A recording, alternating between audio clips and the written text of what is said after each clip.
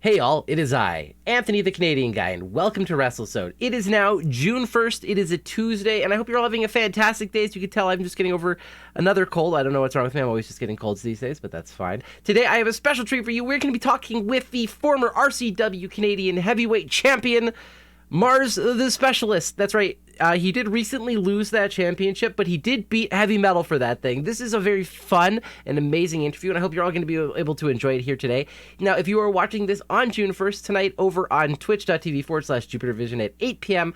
Mountain Time, we will be interviewing the Rhinestone Cowboy. That's right, we're going to be talking with Stephen Crow, and I'm really excited for that one here as well. But enough about that. If you guys liked what you guys are seeing here today, remember to hit that subscribe button and that like button. Remember to hit that notification bell and leave us a comment of who you would like to see interviewed here today. But without any further ado, let's get straight into our interview today with Marz the Specialist. So I really didn't start officially training until July of last year, of 2021. And from there, that's how it went. Just trained for a few months and then started actually wrestling full-time in September. That's crazy. Full-time in September. It's only April now. Yes, it's about 8 months, yes. So based on everything I hear, you're quite the person who likes to train pretty hardcore. You're training a lot. Tell me a little bit about how you started training. Where have you been training? How did that start? So for wrestling-wise, I started training at Workhorse, which is now called the Workforce Performance Center. Right. And on 32nd originally, right? Across from that escape room. Yes. Yes. And I used to train there about 5 days a week. And I still try to train like 2 to 3 days a week. But I do that on top of just like working out. I'm a gym rat. So I try to work out 4 to 6 days a week, depending on how busy my schedule is. So it's that on top of training, on top of wrestling 3 to 4 days a week now, because I do shows quite a bit. So it's just, there's a lot there that I've been able to help me get to improve. Yeah, you've definitely thrown yourself directly into the fire, as they say. Yes. So did you start off like in the gym? How long have you been going to the gym for? So I've been going consistently to the gym since 2018. I actually used to be a chubby kid. I used to be about 300 pounds back in high school. You wouldn't be able to tell. Yeah, I was a chubby kid, and then it was one of those things where I knew this is what I wanted to do. I knew to do it, I needed to lose weight. I needed to look good to, do this. I can't be chubby and short and trying to do this like with moonsaults and everything like I do. So I was like, I have to lose weight. I have to put the work in.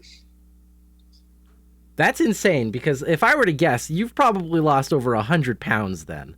Yes, from highest to lowest. I was highest like 285 and lowest 160, so that's 125 pounds. First up, I'm just going to give an applause. I've lost 65 pounds myself, and I thought that was insane. So you've doubled me. That's crazy. So when did you start going to the gym then? Yeah, it was about after high school. It was about 2018. Yeah, it was September 2018 is when I started going consistently. Well, that probably helped train you then to get ready to become a professional wrestler, because obviously in order to go to the gym and have that commitment and lose that weight, you got to be quite, you know what I mean? Like, you got to be on it. Like, you got to be committed. Yeah, you have to be. And that helped me with the cardio side of things, because obviously losing weight, I finished every day with like 30 minutes of cardio on the bikes. But then as I kept going, I fell in love with the weightlifting and the powerlifting aspect of it. And because of that, like, I consistently powerlift right now. And that helped me with the strength. That helped me with like having some sort of physique. So yeah, it helped a lot, honestly. Yeah. So you're a power lifter who does backflips, essentially. Yeah, yes. There's not a whole lot of you around. I'm just gonna put that out there. Very few people do you see doing backflips who also like to put on the weight belt and like stand at the preacher curl bench and everything like that. That's my workout of choice. I love the preacher curl. I don't know what it is about the preacher curl, but I love it. I love it too. It's great, yeah. So you said you knew you wanted to be a wrestler. You knew that you wanted to lose the weight. You had to lose the weight. You wanted to get to where you wanted to be. Where did wrestling start in your life? How did you fall in love with it? So for me, I remember the first Raw I ever watched. I was 10 years old, so it was 2010. And it was just like, it was a segment between John Cena and the Nexus. And that made me like fall in love with like watching it. Right. But the guy who made me want to become a wrestler was Edge. He's my favorite wrestler of all time. Good old Canadian boy. Yes, sir. I And honestly, when you really think about it, it doesn't make sense because it was during Kane and Edge's storyline where each kept abducting Paul Bearer. Right. But I don't know why that made me fall in love with him, but like, there's something about Edge who is just so captivating. You know, he's so good at speaking, so good at wrestling, so good at everything. And I saw him, and I was like, I want to do this for a living. I want to be just like him. And as it kept going on, I had my inspirations from him. Dan Bryan's probably my biggest inspiration wrestling-wise. And I don't know, I always knew someone would do it ever since I saw Edge.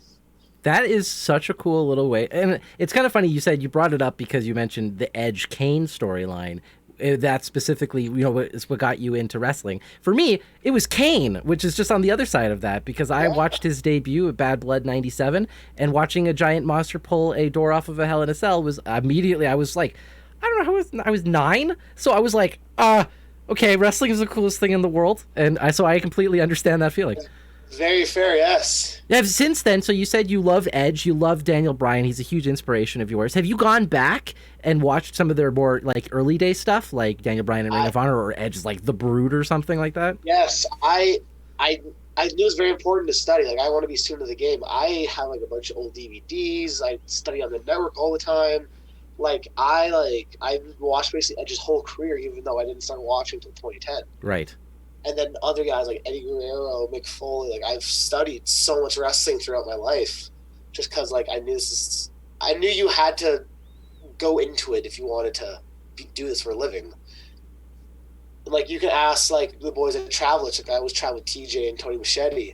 Like, they call me the wrestling encyclopedia because I know damn near everything that's happened in WWE history. Like, I had to study this stuff. It's my life. So now that I know that you travel with Tony Machete, the whole gym thing kind of makes a lot more sense because the guy is sculpted like it doesn't make sense because that man goes to McDonald's all the goddamn time. I don't know how.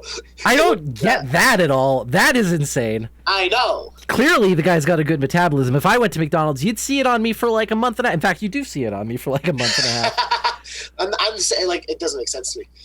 That's crazy. So you obviously are wrestling right now with RCW. Recently became the RCW champion, the Canadian Heavyweight Champion, which is their look at that beautiful belt right there. Look at that. Brand new belt. So how did you start talking with RCW? Because obviously you said you started training with Workhorse, Workhorse when they switched in between the two.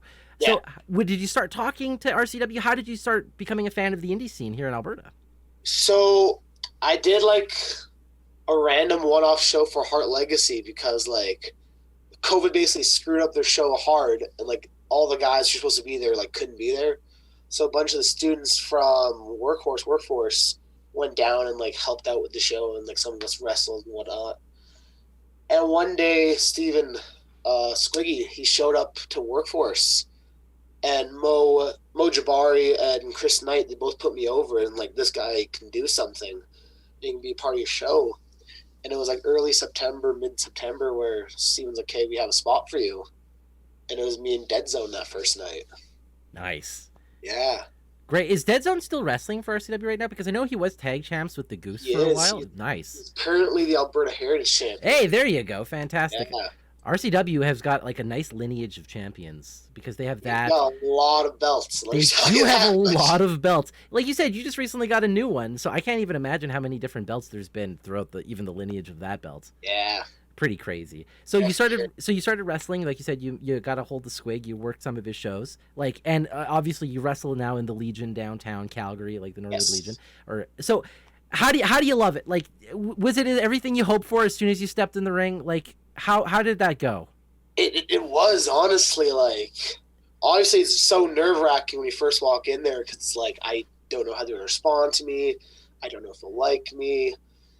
I don't know like how like the workers will respond to me. But like, I was so lucky, I was so privileged that they took a liking to me so fast. Like that first night with Dead Zone, like the fans reacted to me, like everyone in the back was so kind to me. Like, I love every one of the boys and girls in the back. They're so great. And then like it just like it went so fast because the next week it was a fatal 4-way with one of my buddies, Derek Cross and Keishi. Right. And right after that, third weekend, it was me and Metal. And that's like the match for me. That's what made me. Right. So I just got so lucky that they just took such a liking to me so fast. Well, clearly it's worked out quite well for you because, like you said, you've got that piece of gold on you now. Yes, sir. Yes, So, sir. so I saw Heavy Metal even posting and putting you over on Twitter, saying like how proud he was of seeing you in this moment, how well deserved it was. To get something like the rub from people like Heavy Metal, from like an MRB in the Alberta scene especially, how did you like? Because like you said, you started training in September because like you probably didn't realize who these people probably were 2 years ago, 3 years ago, and I knew loosely about Michael and Mo, but that's right? honestly like really about it. It's crazy how good some of the wrestlers we have across Alberta are. Have you been training now with like are you still continuing to train? Do you train with Metal? I and try MRB? to train every week, and I've been to Top Talent before too, so I've trained with them. So like, I know how good they are. They're insane. Well, we got to start putting your name up there because not everybody's walking away with a championship belt beating Heavy Metal. And not only that, you also had a match earlier this year with ex-WWE wrestler Dango, which is, well, I'll call him Dango, but a good old fan Dango. How is that coming about? Because that would have been your first, like, celebrity match, right? Yeah, it was insane. I remember it was supposed to be PCO that week, but because of plane and COVID and whatever, they had to swap PCO to February, and they somehow got Dango. And I remember I was just sitting with Squig. It was like Squig, his wife, I think one of the refs, and Tony were all just chilling. And he just like no sells. He's like, "Yeah, you're working Dango." And I like sat there, I was like, "Wait, me?" I was taken so off guard, and they're like, "Yeah, no, it's gonna be you." I'm like, that doesn't make any sense. Like, I'm the new kid. I've been here for like 4 months. But they gave it to me, and it was such a privilege to be able to work with him. How did that go? What was it like kind of stepping? Because like I said, working with people like an MRB and a Heavy Metal, that is basically the pinnacle that you can get within the Alberta. Mo is another great example of this. But Dango is one of those people who have been on professional television. They know what it's like to dance in the big leagues. Did you notice anything kind of different? Did you learn something from that? It's a whole different way of looking at a match almost. Because I don't know how to put it. Like, he knows so much more than just like it's wrestling. Because to him, it's like it's the show. It's like he knows what the fans want to see from him. From, for example, like the dancing aspect. Right. And the night, it was a hectic night. Let me tell you that much. And it was so much different than what we planned. Like we planned like this little baby versus baby match. And then like I brought so many friends out. Like I was too over. The guy came out as a heel. It was a crazy night, but like he knew what to do. Like he knew what he needed to do in that moment, and it was smart. Yes. Man, that's got to be such a cool experience. And I mean, did you get the chance to speak to him a lot before the match and everything? Like, did you get to sit down and be like, "Hey, let's go over this. Let's figure this out"? Yeah, we talked a bit before the match, and then like I won't lie, the match was a little disappointing just because of not his fault. It was just like circumstances. And he made up to me by it was supposed to be him and TY the next night, but TY and him both pitched for it to be a tag match. It was me and him against TY and Rich. So it was a cool 2 nights of beating him and then tagging with him. That is so cool. Like the kind of accolades that you have under your belt since, like you said, like September. Like that's insane. A Dango, you've got a Heavy Metal. Who's next on the chopping block from Marz the Specialist? Who do you want to knock down? Give me Josh Alexander. Give me Josh Alexander. That's who I want next. Paul, did you hear that? Just putting that out there. Sorry. Nothing. That's nothing. But Josh Alexander is a fantastic choice, by the way. Another great Canadian boy, as I like to say. He's insane. I've talked about him with, like, I don't know if you know Reverso, Dan Paisano. I talked about him with him. Ricky Shane Page, like, after my match with Ricky last month, he put me over by messaging Josh and saying, "You need to work this kid."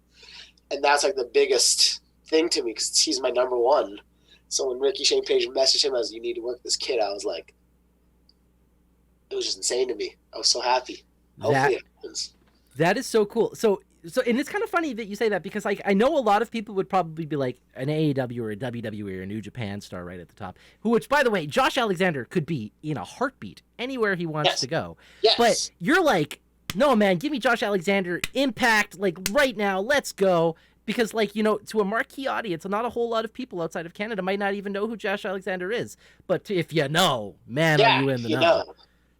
What about some other wrestlers there? Come on, list them out. Give me another 2 or 3 here. Let's hear your kill list. So the unrealistic name, like that's unrealistic, not going to happen, is Bryan Danielson. Obviously, like that. If I could work him, I could die happy today. Like he's in my opinion, he's the best wrestler in the world right now. But like, he's also like on the unrealistic level of like, I have to be in AEW to face him. And even then, it's still like, yeah, you still got to be up there in AEW to face Bryan Danielson. And then like another realistic name. Okay, this one might be odd, but Evan Rivers from BC. I don't know if you know him. He works out of Vancouver, right? Yeah, NEW. Yes. I've seen him work a few times, and at one point we were supposed to work, and then something happened. But he's so good. I love him so much on a personal level too. I want to work him so bad. That would be so good. What about in the Alberta scene? You got any couple more names here that you want to knock down in the local scene?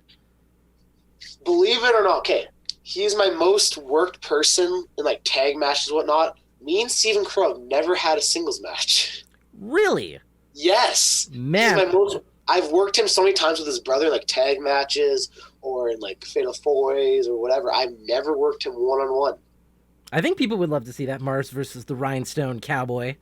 On a personal level, I love Steven so much, and the fact that it's never happened is insane. You know, it's so funny to me because I grew up I was a fan of Alberta wrestling. I started in like 2016, 2017, and I went to a lot of PWA shows. So before I even knew Stephen Crow as Stephen Crow, I knew him as Baby Teeve, which to this day is the first name that pumps into my mind when I see him, which is not like he's Stephen Crow. He's a wrestler now. It's like, you know, he's grown.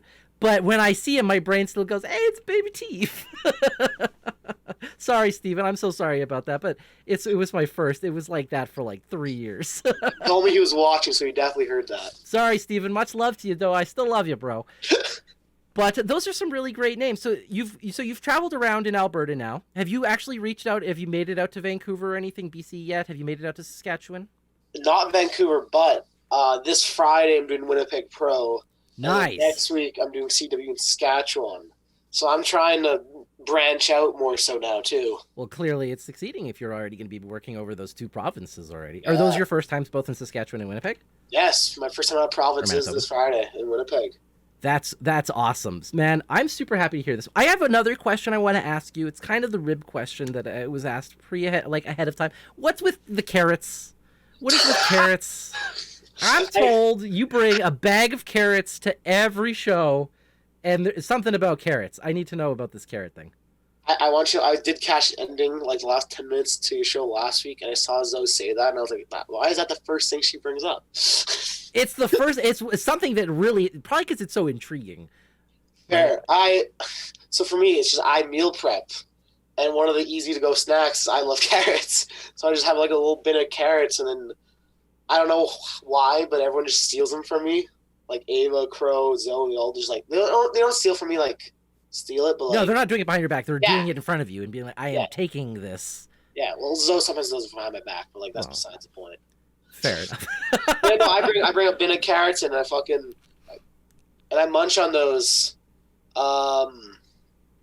Yeah, I don't know. It's because I don't like eating heavy before my matches, so just nice and just eat some carrots. So I assume, like, what I picture is literally you're going to the grocery store, you're just picking up like that $6 bag of carrots, and you're just walking into RCW. Like, is that more or less accurate? Sometimes it's baby carrots. Sometimes you gotta cut up your own carrots. It depends. Well, okay, another quick question here for you. So you spend a lot of time in the gym. You spend a lot of time wrestling, especially lately.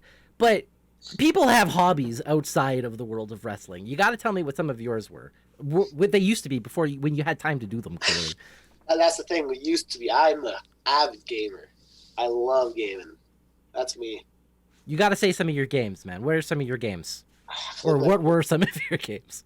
I can look at my bookshelf right now, and I used to like collect games essentially. Like I have like hundreds of games from like growing up collecting. My go-tos are like the Nintendos. Like I love my Mario. Love Pokemon's my favorite.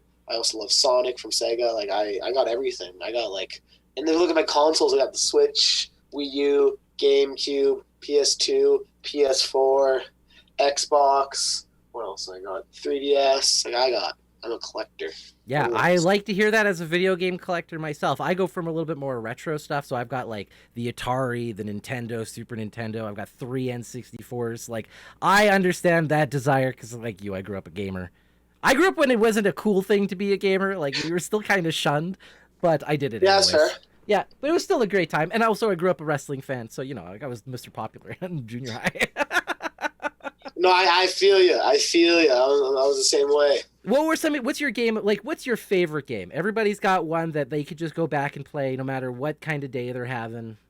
I feel like when I say this, you might not even know what the hell it is. That's it's fine. Xenoblade Chronicles 2. Okay, well, I do know the game, but I've never played that one specifically. I know the series, essentially. Okay. That's a really great choice. I mean, so you're definitely more of like what you said, you were born in like 2000, I guess that was then? Yes. I mean, we come from a couple of different generations here, but that's still a great thing. So, is that right here a Super Nintendo or a GameCube that I'm looking at, like right on the side of your shelf? This right here, yes, sir. Nice choice, right? You can always tell just by the air vents on the side. That's the way that you tell on these things. It's fair, very fair, yeah. So now you said you went back and you've watched a lot of old school wrestling. You did the work. You've watched like Edge's whole career. Is there anybody that you've gone back and you've seen? You're just like, man, they were so underrated. I would watch more of them, or people should be talking more about this person. Underrated. Dean Malenko. Great choice. Great answer. Man, so you really like the technical guys, like the guys who can really work like a technical. Are you a big fan of like Zack Sabre Jr. and stuff, for instance? I love him so much. He's another name I forgot to mention, but yeah, I love him a lot. So good, man. So what you're saying is that you would just be absolutely thrilled to face anybody who's like that technical master, like you said, the Josh Alexanders, like the Daniel Bryans, the Zack Sabre Jr.'s. I love that the Daniel Bryan award was won by Daniel Bryan now that he's back, but prior to that it was like Zack Sabre Jr. like 4 years in a row. Yeah. Like that's my style of wrestling. That's why I went with Marz the Specialist.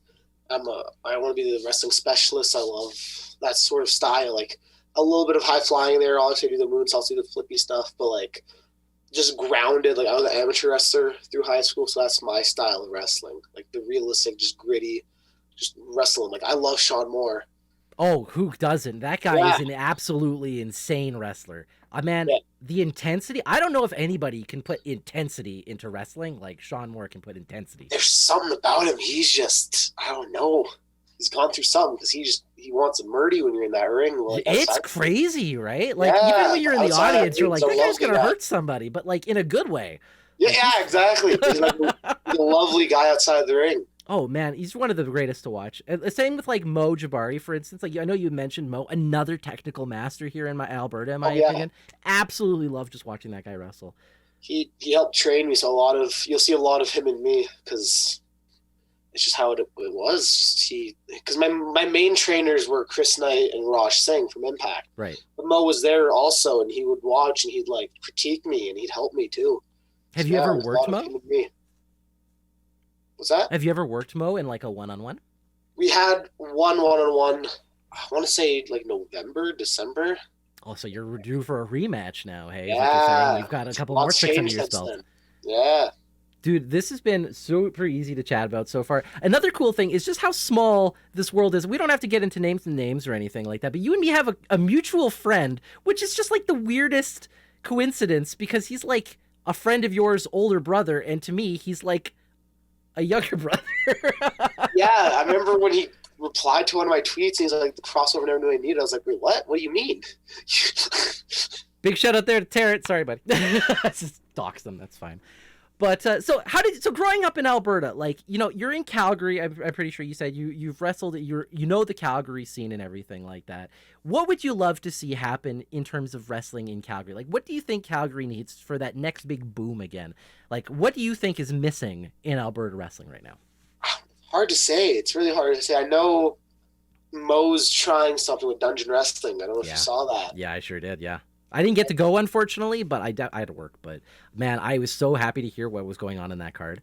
Yeah, I was supposed to be there, but, like, just scheduling issues and whatnot. But I like that helps a lot, having a big, like, Stampede Wrestling X show endorsed by Bret Hart helps a lot. And, absolutely. Like, I think we're slowly getting back there. We had the PWA show a few months back at the Dome where we had, like, a good crowd of people at first, and like I think we're slowly like crowds are getting better at RCW. Crowds were good for Dungeon Wrestling, PWA. Like I think just the work the work rate's there, so like people are noticing. Right. But like there definitely is like something missing that we can have like a big boom with it. But like we're getting there, I feel. Well, with the talent that we have across Alberta, like I've always said, we're just waiting for it essentially to happen. Something is going to spark, and it's going to ignite, because wrestling is super great. And when people get into indie wrestling, it's almost impossible to not be a fan. Even if you've never been to a show before, you go to a show, you're going to walk out of wrestling a fan, because there's something about a live audience. Indie wrestling, it's just an amazing thing. Plus, you get to meet the wrestlers. You get to chat with them. Yeah, exactly. Like the show we had this past week where I won the championship. There was a group of kids there, and I've never seen them before. But if you look at the video, they're like they're standing on tables during the match. They're losing their goddamn mind. And like I remember, I told Metal before the match I had friends coming. He thought they were my friends because that's how into the match they were. But they're just like, I think they just showed up because like they're drunk and nothing else to do. But they're losing their minds at the show. Well, why not, right? Obviously, Yeah. they loved you, man. They were so excited to see. Like, they were kind of like, that's our guy. So, would you say that's like the best part of wrestling? Afterwards, or even during the matches, just hearing the crowd just go insane for something that you're doing. It's there's nothing like it. Like winning the championship was great, but if that moment like the fans weren't there for it, like it would have been the same. Like just that moment of everyone losing their minds and when you were winning it made it special. Like I think Ava, she tweeted something right afterwards, and she was like a moment that no one in that building will forget, and that's what's important to me. Like the championship win's great and all, but like the fact that I've made an impact on so many people is just, it's the coolest thing about it. Do you have a moment that really like sticks out in your mind? It's just like, that was such a good moment. Like I can just picture it vividly in my mind outside of winning the championship, because that's new. Yeah, but yeah, it was that first match with Metal. Like, yeah. For the longest time, I called it the greatest day of my life, because I pushed so hard, because that was like a title match. She's a Commonwealth champion at the time. So I pushed so hard with my friends, coworkers, everyone on tickets. And I brought like 50 of my friends and coworkers out. So that building was so loud. And like the people who like were consistently coming, like didn't really know who I was yet, because it was my third week. So they're on Metal side, but then you had all my friends and family on my side. And I was a relative nobody, but Metal and me went 45 minutes in my fifth ever match. And like, there's something, like it wasn't the best match ever, obviously, but there's something special there. There's a spark there. And that carried over into our story going on until I won the title. Well, I can just tell you that the mystique constantly will carry on. I mean, it's even carrying on through social media, because as I said to you, like, I've never even had a chance to see you wrestle live yet, unfortunately, which is my own mistake, even though we're close. But like, I've seen online, right? And I've seen all this, but the hype that is around you, that people will bring around, they'll be like, have you heard of Marz? Like, have you seen this kid wrestle? Like, it's everywhere. And like, to the point where like, even me, and I was just like, yeah, I want to chat with this kid. I haven't seen him because of COVID. But like, I'm getting on this. I'm sending him a message right now, because not like every single person I've spoken to has gone like, this kid has got something special. We got to keep an eye out for this kid. So I'm just, there you go. I'm just I'm feeding that ego of yours. Oh man, I always try to stay as humble as I can, because I don't want to get to my head, obviously. You're terrible. Nobody likes you. No, I'm just kidding. Yes, hunt me down. More of those. Hunt me down, please. So what are some things you would love to do in wrestling? Like I said, you're still pretty new. You've got the wrestlers out there that you would love to wrestle, but what are some things you want to do? Do you have like a match? Like, you want to get thrown off a cage into like a spiked table or something? Like, what do you want to do? I'm not that insane. I'm not one of those hardcore guys. I guess like match wise, I don't know. Like for me, it's just about traveling around and getting the name out there. Like I don't know if there's a certain thing I want to do. Like I want to wrestle Barricade just so I can lift him up and be like, yeah, guys, I'm strong. But like, do you do any specific power moves as you are a power lifter? Like, have you picked up anybody and just like thrown them across the ring yet or something? I have this thing where if you jump at me, I will catch you. So like, no Luthez presses against Marz, essentially. Like, you're countering that shit. Yes, 100%. Like it started with, I want to say it was Dalton Rogue. Okay, yeah. Or Irish, one of them. And now it's just a thing where, like, if you jump at me... Oh, no, it was Reverso. Reverso was the first one I did that to. And now it's a thing where if you jump at me, I'll catch you. And, like, I remember me and Dalton, like, practice it and, like right beforehand. And, like, I fell to a knee and I was like, okay, like, it'll still look cool me, like, powering him up. But, like, in the match when the adrenaline hits, I caught him and, like, I didn't even budge. And I just boom, hit the finish. But like, yeah, no, if you jump at me, I will catch you. That's amazing. You recently wrestled Son of Irish, didn't you? Was it Yes, Friday? this past Sunday. I'm so jealous that I didn't get to see that, by the way, because when I heard about you, I was like, my first thing I was like, I would love to see him face Son of Irish. Because like Son of Irish is another one of those kids that I consider just an absolute prodigy, where it's just, he's got such a mind for wrestling, and it's so fun to watch. Like, even in 2019, he had my Alberta Independent Match of the Year, and he was like 16 at the time or something like that against Mark at Clandestine, which was such a good match. Yeah, no, he's insane. I love him so much on a personal level, and in the ring, like we've had a few good matches, but we're waiting for that moment where we have the chance to have something super special. Really, yeah, just to unload it, just be like, we've got like 30 minutes, let's kill this audience. Like, let's just run them ragged, kind of a thing. Absolutely, yeah. Man, that's super great. Well, dude, thank you so much for this. I think it's about time we're going to start moving over into the Q&A section before I have you like all night, because I could just keep talking. And I know there's been a lot of questions collecting. So everybody, if you would like a question asked, remember to add it in chat right now. Our mods are going to be collecting them and sending them over to me. We're going to take a 2-minute break and get some water and whatever that takes. So don't go anywhere, anybody. We will be right back with the Q&A section with Marz the Specialist, the RCW Canadian Heavyweight Champion, Mr. Carrot. We have Marz the Specialist. All right, we'll be right back. I hope that doesn't stick. I hope people don't just start calling you Mr. Carrot now. Oh, man. I am a ginger. It's already there. Well, I mean, at the end of the day, they can be like, hey, carrots. Or, well, I don't know. Why not? It's Carrot Top. That's Do you come to the ring with props and stuff? I come in with Mars bars. Okay, well, there you go. That's a great way. Do you chuck them into the crowd? That, like, oh man, that was like a pure chance thing. Like it was my second match with Metal, and I was doing my like high five in the crowd thing. Some guy runs up with Mars bar package, and I was like, this is great. And then like my mom like bought like 20 of them after the show. I'm like, what are you doing? So it just became a thing. Now you're just rocking it. Well, that's a great way to win a fan, right? Like, yeah, be like, I'm hungry. Oh, there's a Mars bar. Exactly, yeah. That's awesome. Okay, well, we've got about a minute left here. I don't know if you want to grab water or anything. I would just keep you otherwise. But grab one water real quick. Grab your stuff. Grab what you need. I will sit here drinking my probably cold peppermint tino. Oh, I'm sorry, people with the ads. But that's a great way for us to get water. I don't even know what the ads you guys are seeing right now, but we got this. All right, questions have started coming through. Oh my God, that's a lot of questions.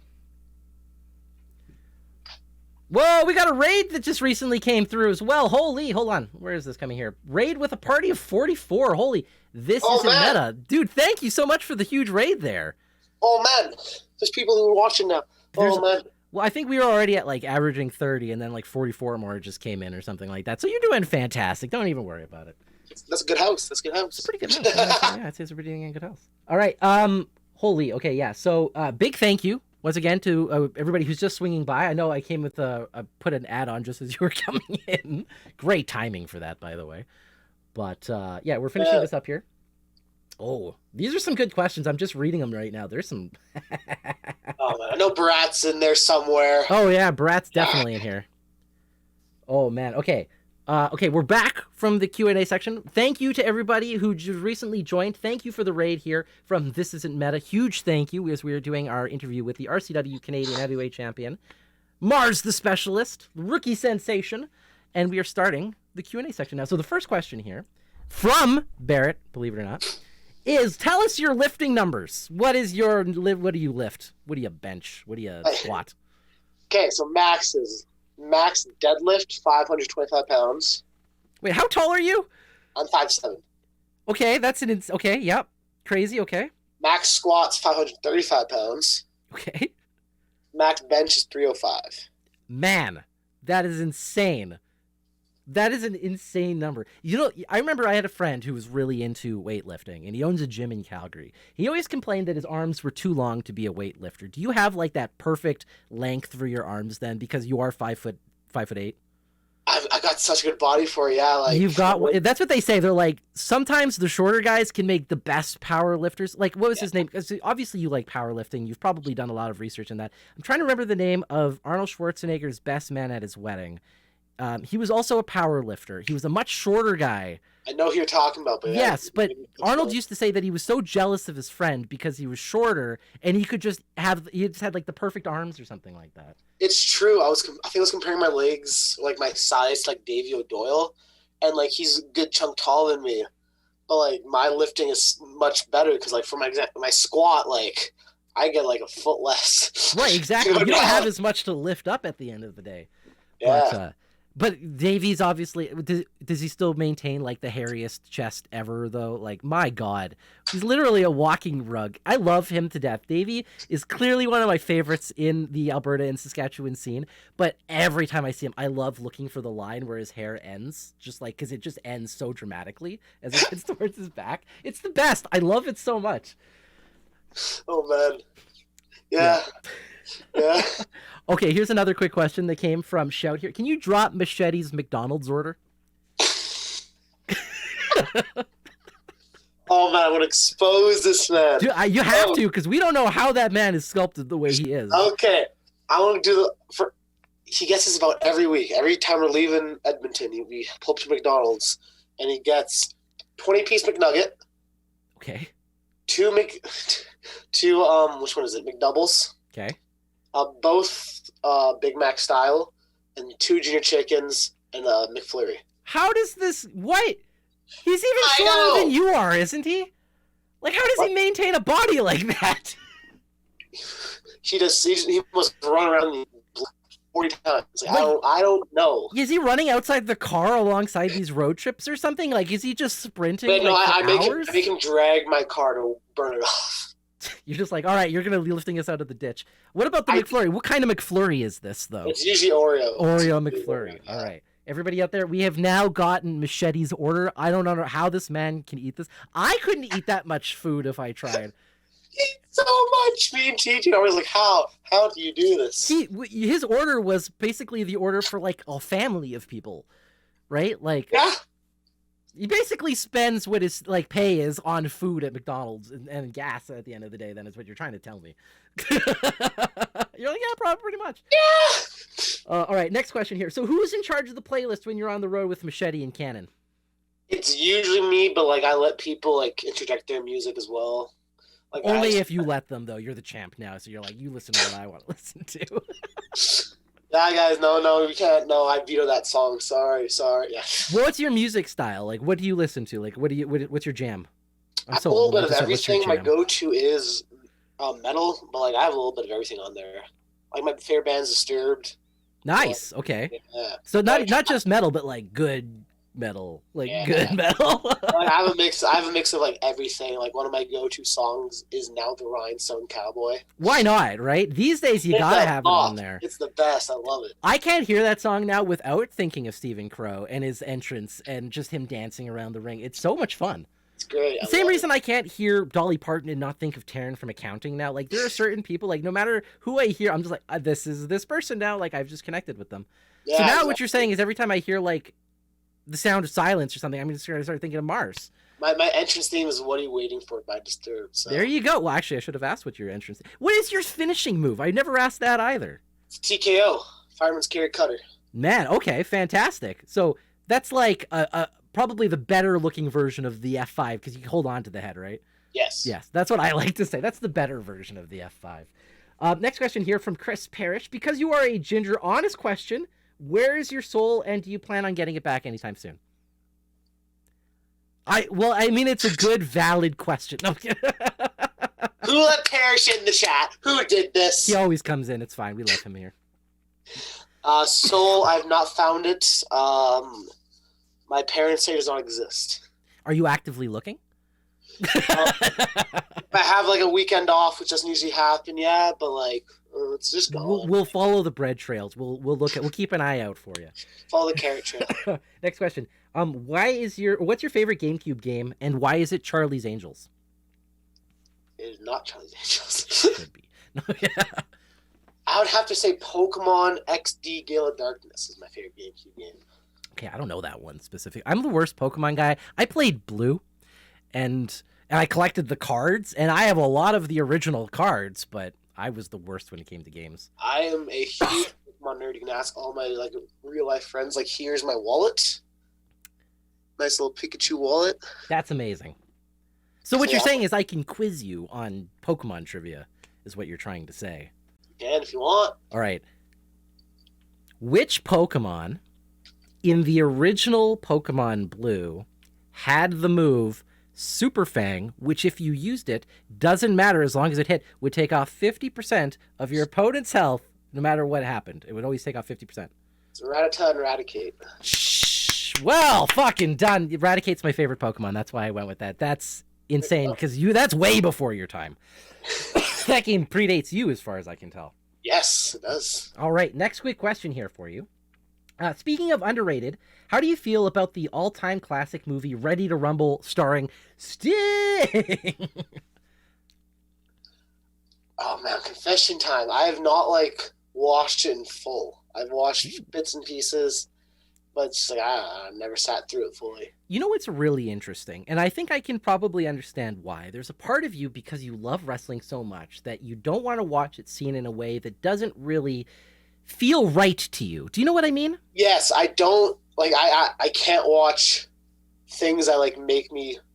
I don't want to say not like wrestling, but you know what I'm trying to say, right? Like the bad. So yeah. I'm a huge chess fan. I've never made that. Everybody knows that around here. I love chess. I have such a hard time watching chess shows and movies. I've never been able to finish The Queen's Gambit because too much drama, not enough chess. I'm such a nerd. And too much drama. That's what it is. It's so much drama. I would just watch all the chess sections every day. I watch game replays, but as soon as they added story to it, I'm like, I'm out. I don't want to deal with this. This isn't right. I don't care about who's playing chess. I care about the game. Well, sometimes it's a little bit about who's playing too, because just like wrestling, chess has some personalities and they're insane people. Okay. I mean, as far as I go, there's nobody been crazier in the world than Bobby Fischer, who was the U.S. champion back in the 60s and 70s, who beat Boris Spassky in 1972 for the world championship. Guy was insane. You're just like, I don't know anything about chess. I'll take your word for it, dog. Anyways, all right, next question here for you. Who's your favorite person to sit beside in the change room? That came from Barrett as well. That's a weird question. Oh, he's put me on the spot. What a weird I know question. what he's trying to do. I know what he's trying to do. He's trying to get heat, man. Try to stir some things up. Yeah.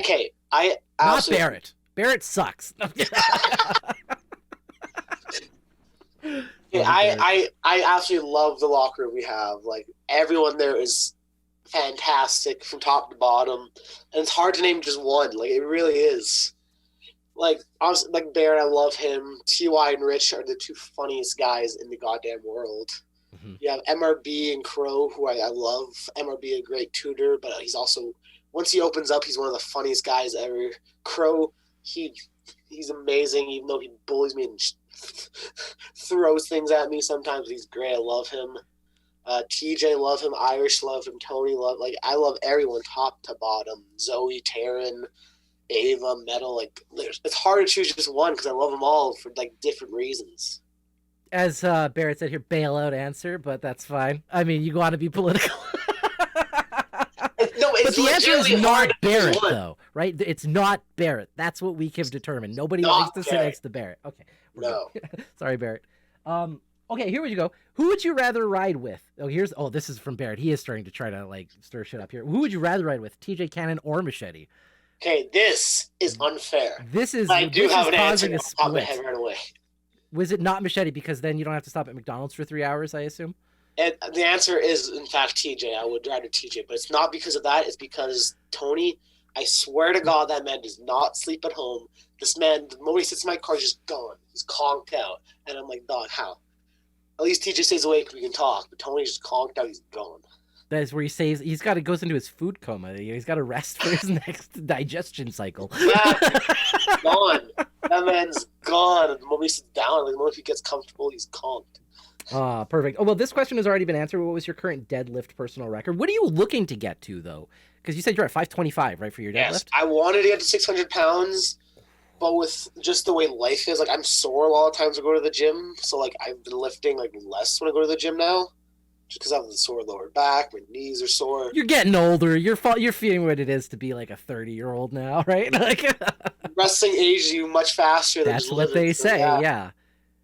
Do you find being able to do things like a backflip harder or easier because you can like weight lift? Because some people, I don't know if you know who he is, but Juji Mufu, who is like a YouTuber who is ripped like an insane human, and then also can do like 15 backflips in a row. Like he says that his ability to do backflips and stuff is, aided by the fact that he's bigger and he does weightlifting. Other people argue that. What do you feel as somebody who does both? I tend to agree that having the muscle helps you because you can just toss it easier, in my opinion. But that also might just because I don't know what it's like to be super skinny comparatively. Well, yeah. Were you doing backflips as a larger kid too, or like did you have to lose the weight first before you got more athletic? I could do it on trampolines when I was chubby. Like my one buddy had a trampoline that we used to go on and wrestle all the time, and I could do backflips on that. But like on the floor, I'd probably die. Do you find yourself like as a kid? Everybody did it. Did you do backyard wrestling? Absolutely. It was me, Terrence's younger brother, and my one buddy. He had his trampoline. We just go back there and just fight all the time. Did you have like your own persona and everything that like you're like even at a young kid you're like the showmanship is still a part of this? I was always Marz. You were always Marz. Yeah. It started out with MARS, and then like I changed that to Marz MARZ, and then the Specialist came on a little bit afterwards. But I was always Marz. As a Jupiter myself, I appreciate the name. Jupiter was like a name I came up with when I was like 12 playing StarCraft or something like that. So okay, it worked out pretty well for me. I'm still using it. So hey, I'm the same way. I've had my Marz name since I was 10. Yeah. So you said you were a gamer. You've been gaming for a long time. You said you've got especially a lot of the consoles. Were you a PC gamer at all? I'm not. No. My friends try to get me into it, but it's just like that's a lot of money. It's funny because I think the same thing about consoles. I'm just like, that thing's a lot of money. That's fair enough as well. I guess with the PC, you don't have to buy it every year. That's true. Well, I mean, you got to upgrade it when things break constantly, which I mean is a thing. All right, and here's another quick question, fan from Tom Darty. Big fan, Marz. I loved watching you grow and become who you are today. Where do you see yourself in 5 years from now? Ooh, it's like an interview question. Man, like, if it was up to me, I would be in Impact, AEW, WWE. That's wishful thinking, obviously. If you had to pick one, I'm going to put you on the spot like RJ City does. If you had to pick one. It's so hard. But I'm gonna make you say something. I'm gonna burn bridges here today. I think Impact's my first choice right now, just because like WWE, like it's like the grand one. I want to be like I feel I want to be mature when I get there already. Like grizzled and beat up, like your skin's all scarred up already, and you look angry, kind of thing. Yeah. I understand. Yeah. But yeah, no, I don't think I'm ready for WWE. And like I love AEW, but they're in my opinion, their roster is just so packed right now. And I feel like Impact, I could do some good things. And like there's Speedball Mike Bailey. Yeah. There's, like I said before, there's Alexander. There's Raj that coached me. Like I think there's some good things there that can help me grow and learn how to work on TV before I go into like AEW, which have a higher standard, in my opinion. Yeah, absolutely. And I know Morrissey's there in Impact. I'm a big fan of Morrissey. When I got back into wrestling back in 2016, believe it or not, it was Enzo and Big Cass's debut against the Dudley Boys. Just watching that is what got me back into wrestling because I had stopped for a few years. But just watching that whole crowd go, you can't teach that. I don't know. That was so cool. That's what you strive for in this business, have the whole crowd just there for you. I mean, they were great at it up and towards the end. Enzo could make a whole crowd like lose their mind. I love that about specific talkers and stuff. Do you have like a favorite talker or somebody that you idolize on the mic?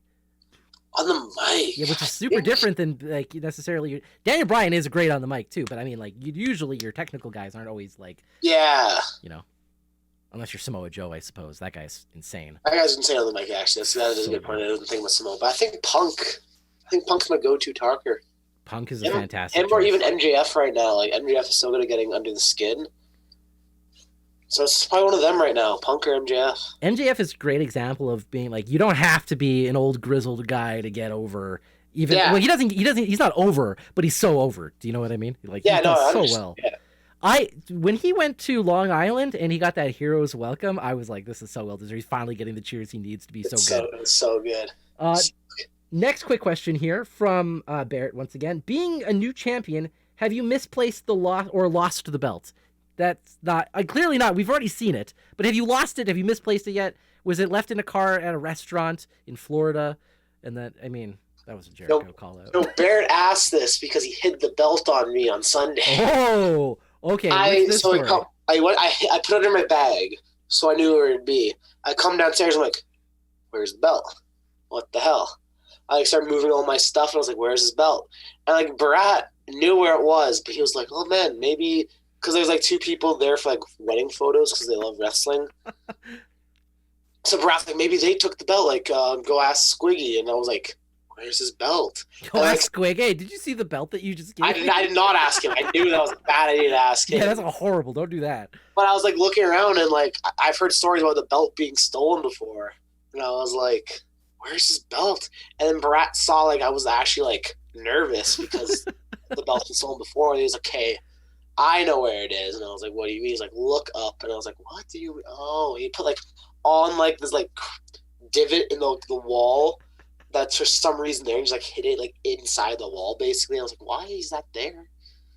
Because he's tall and nobody likes to change next to Barrett, apparently. That's what we've learned in today's interview at the RCW locker room. He is the outcast. Yeah, get him out of here. All right, here's some more quick questions here from Perkins. Who is the best Calgary RCW fan? God damn it, Perkins. Not Kirk. Kirk is horrible too. Him and Barrett, same cut from the same cloth. Best RCW fan in Calgary, it probably is Perkins. Perkins or my brother I have to give a shout out to as well. My brother's there every week and he's loud. But Perkins, man, when me and Mel had our match, it was kind of disappointing because the same day as Dungeon Wrestling. So like, a lot of the OG fans weren't there because they went to watch Dungeon Wrestling. But me and Mel were just like doing some like quick chain wrestling at the beginning, and then I hear Perkins' voice, and I was like, "How did you get here?" This man risked a speeding ticket. He went as soon as Dungeon Wrestling finished, got in his car, zoomed on over, and he watched me and Metal main event. And I was like, "That's commitment. That's insane." So all right, Perkins, you get one of these, right? This is you get the fan of the week. How's that sound? We can do that much. Fan of the week, the golf clap, the very little golf clap. Here's another one from Parrish. Did Marz enjoy Mark Henry and Mae Young's son making his WrestleMania debut during the Knoxville and Sami Zayn match? It's a good question.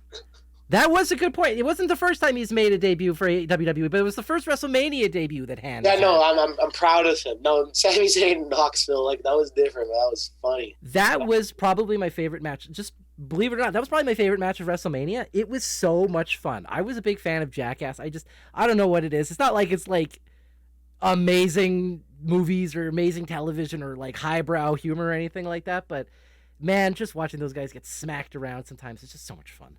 It's different, and like, I just can tell a lot of fans didn't like it, but like, just let yourself be entertained. Yeah. Like, it was not meant to be taken seriously. Like, not all wrestling is meant to be taken seriously. I love comedy matches. They're some of my favorites. They stand out especially, right? And I think the way they framed that shot at WrestleMania where Zayn was like running down the right side of the ring and then the hand came out of literally nowhere. Like you didn't see it that was at all. And suddenly, bam, just smacks him.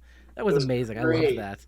Oh, clearly one of the best matches of WrestleMania. But I love comedy matches. I'm a little bit biased. I still think back to some of the matches like, the Invisible Man versus the Invisible Stan. I don't know if you've ever seen this match. It was is that the one with the ref just having a cell? It's Bryce Remsburg is the ref, and yeah, he's doing everything as just and the match is so loud. And like they did a spot where they jumped off the second rope back into the ring or second balcony into the ring, and it was just.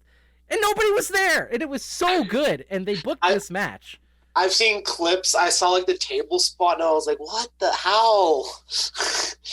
It was, yeah. So, wrestling is great because at the end of the day, as long as you're allowing yourself to be entertained and you can get yourself immersed into it, it doesn't matter what you're seeing as long as you're having a good time. That's what it is at the end of